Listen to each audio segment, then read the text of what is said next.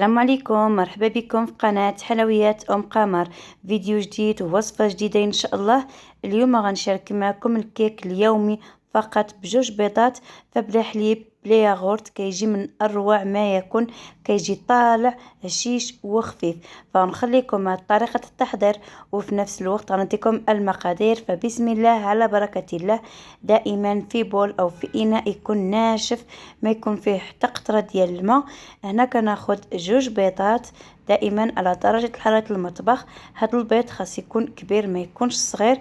الا كان متوسط غديروا 3 البيضات، او الا كان كبير غديروا فقط جوج بيضات مع شويه ديال الملحه او قبصه ديال الملحه، مع كذلك واحد كاس د العنبه ديال السكر سنيده ما يعادل 150 غرام. حيدوا منه واحد المعلقه باش هكا الكيك ديالكم ما يجيش حلو بزاف. دائما انا في الكيك كنقص الحلاوه، راه السكر ماشي هو السر ديال الكيك انه باش يجيكم مرتفع عفوا. المهم تبعوا معايا الفيديو حتى الاخير وغتكتشفوا معايا السر ديال هاد الكيك.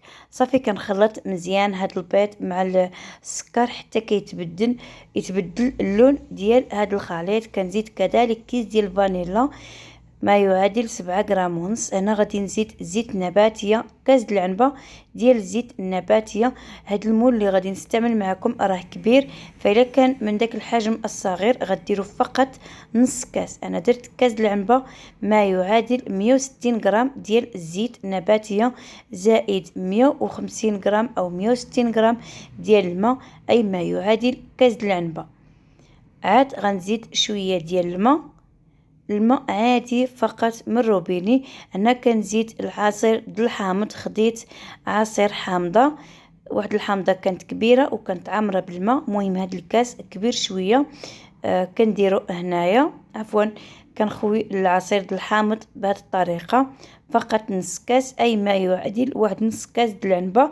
غتكملوه بالماء، يعني غتخلطوه. صافي هنا غادي نزيد قشور د الحامض اي ديال الليمون. كان عندكم الحامض الاخضر هذا كيجي روعه في الكيك، كيجي منسم. وغنجيد كذلك النكهه ديال الليمون هي ديال الحامض البنات. انا كنقول ليه الليمون هو الحامض، ممكن يختلف ولكن هذا الحامض. صافي هنا غادي نخلط الخليط ديالي بحال هكا. صدقوني هاد الكيك كيجي من اروع ما يكون، كيجي خفيف وقطني. راكم شفتوا معايا في المقطع الاول في الفيديو، ولكن في الاخير غتكتشفوا اكثر واكثر. انا غادي نزيد الدقيق بالتدريج. الدقيق راني مصفياه واحد 2 مرات باش هكا الكيك يجينا مهوي وغيجي يجي ناجح 100%.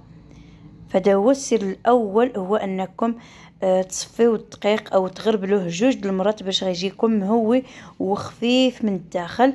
صافي هنا كنزيد الدقيق بالتدريج. انا ما كنعبرش الدقيق لان دائما تيبقى على حسب النوعيه اللي عندكم، كنضيف بالتدريج. ولكن ان شاء الله غنشارك معكم واحد الكيك غادي نعبر معكم باش هكا الاخوات يعرفوا العبار.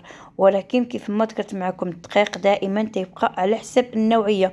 وخانا ندير العبار ديالي ديال الدقيق، يقدر نتوما ديروا قل يقدر ديروا كتر. صافي انا كنزيد خميره الحلويات، خديت ديال العبار درت 3 المعالق صغار هكا تيكونوا عامرين شي شويه. نتوما الا كان عندكم الخماره غير اكياس غديروا 4 الاكياس من خماره اي بيكين باودر، او غديروا 3. كل كيس غيكون فيه 8 غرام او 7 غرام. الا كان فيه 7 غرام غديروا 4 الاكياس، الا كان فيه 8 ديال غرامات غديروا 3. صافي هنايا تشوفوا معايا كيتفاعل الخليط ديال الكيك، لانني راني زدت المعلقه ديال الخل في الاخير. زدت معلقه صغيره ما تكونش عامره ديال خميره الحلويات كيف ما قلت لكم 3 المعالق، وزدت عليها شويه ديال الخل هكا معلقه صغيره باش هكا يتفاعل ليا الخليط. راكم شفتوا معايا ضعف الحجم ديال هذا الخليط ديال الكيك. صافي كنخلطو ومن بعد كنتحصل على القوام اللي بغيت. كنكتب رقم 8 كيبقى هو هذاك ما كيتمسحش في البلاصه. صافي هنايا كنجيب واحد المول هذا طويل وكبير، كناخدو وكنفرش ليه ورق الزبده او ورق الطهي، ومن الجوانب كندهنوه بشويه ديال الزبده وكنرش بالدقيق. دهنوا كذلك غير بشويه ديال الزيت مع الدقيق وكدهنوا هاد الجناب ديال المول ديالكم. فهاد الاثناء راني شعلت الفران على نار تكون عاليه واحد المده ديال 4 ديال الدقائق على الاقل. من كندخل الكيك الفران كنسبق واحد الطاوه، عاد كنحط عليها هاد المول ديال الكيك وكنقص النار تكون مهيله حتى كتقرب انها تنطفى. انايا كنصب الخليط ديال الكيك هنايا كنطلع الفوق باش هكا داك الهواء يخرج من هاد الخليط ديال الكيك باش هكا يجينا مهوي صافي. ومن بعد غادي نمخد مزيان هاد المول على سطح العمل باش ما يبقاش فيه الهواء وباش ما يبقاش كذلك دوك الفقاعات ديال الكيك، لان الضعف لينا تفاعل الخليط ديال الكيك مع الحامض ومع الخل ومع الخماره كيجينا مهوي بزاف وكيكونوا فيه دوك الفقاعات كتار، باش هكا نضربو على سطح العمل وما يبقاش باين فيه دوك الفقاعات. وغادي نكمل لكم على الطياب ديال هاد الكيك. من كندخلو الفران كيف ما سبقت قلت لكم غتسبقوا الطاوه، عاد كتحطوا المول ديالكم تدخلوه الفران على النار اللي تكون مهيله. انا كنطيب في الفران ديال الغاز، ما كنحلش عليه حتى كنشم الريحه ديال الكيك. انا ما حليت عليه حتى دازت مده ديال 40 دقيقه حتى شفتو بدا انه يطلع، ولكن ما تحلوش عليه باش ما ينزلش ليكم. هانتوما كيجي طالع ومرتفع. انا حليت عليه من دازت مده ديال 40 دقيقه، من بعد خليته كمل واحد 8 ديال الدقائق باش يجيني طايب. وهو هذا كان خاصو يزيد شويه ديال الطياب.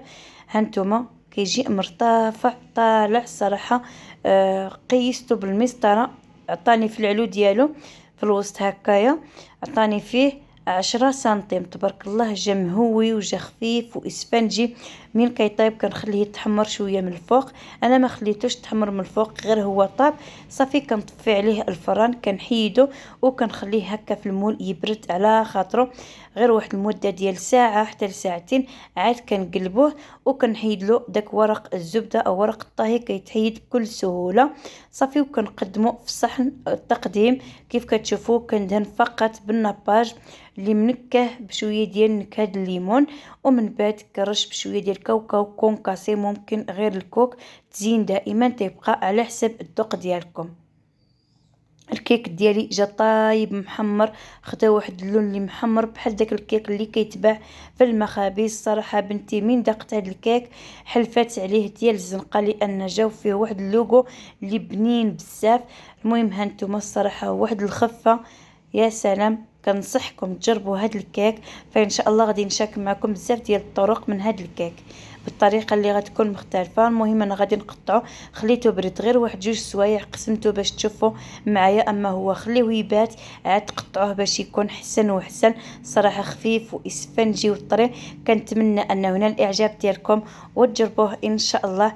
فنخليكم مع فيديو جديد وصفات جديده. دمتم في امان الله وحفظه والى اللقاء.